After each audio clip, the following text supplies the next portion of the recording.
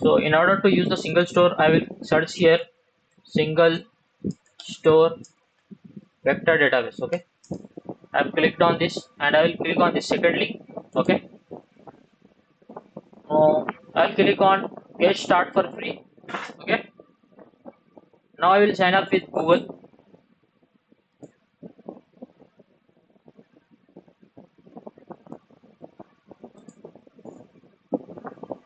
I will hit on continue, and here I will accept the term and condition. I will continue here. So what you want to use, like a vector database. Okay, MySQL or Postgres, MongoDB, what you want to use you can give. For this I will take MySQL vector database. Okay, let us take vector database and continue. And so I will click on load data now. So continue here, explore my own. Okay, so here it is saying as your started workspace is ready now. Okay, so guys, here on deployments I will click now. I'll click on access. Okay, and add user, and I will give some username. Okay, so YouTube rack. Okay, or you can give YouTube rack. Okay, like this. And this the page, same password I will keep. Okay, whatever that it generated, and I will give the permission read and write. Okay, I have this copy and pasted in notepad, this username password, and click on add user.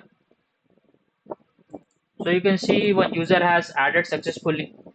So guys, in order to access this database, we have created this user. After that I will go to overview and come down.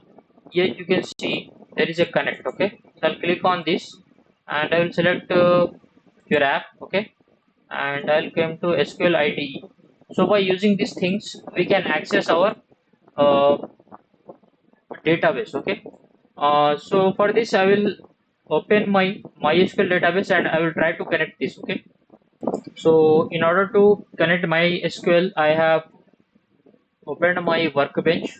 So I will click on this plus sign here.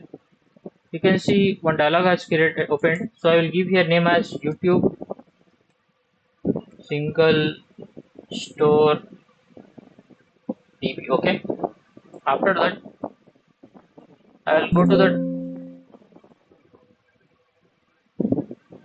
overview and I will copy the host first. Okay, and I will copy and paste the host name here, and I will copy the port. I will paste here, and I will copy the username like YouTube rack. Okay, and I will paste here the password. Okay, which I have copied. So I have copy pasted the password here, and I will click on OK. Click on test connection. So guys, here we need to give the default schema name. Okay, so I will go to that host. So from here I will copy the database name and I will paste it here.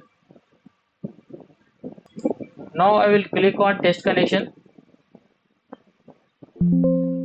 So congratulations guys, your single store MySQL database has successfully connected. Click on OK and then OK. So click on this. Now I will execute here command show databases.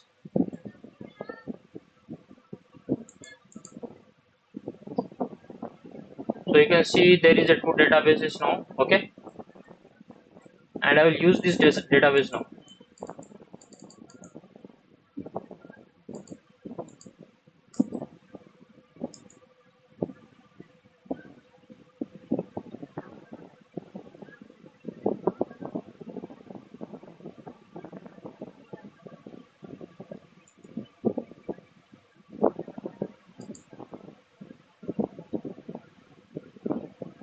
So you can see here the second command has executed successfully. So now let's create our Node.js project, and there we will implement the logic related to RAG application. Now our database has successfully created, and our embedding model also deployed. So let's move to backend part now.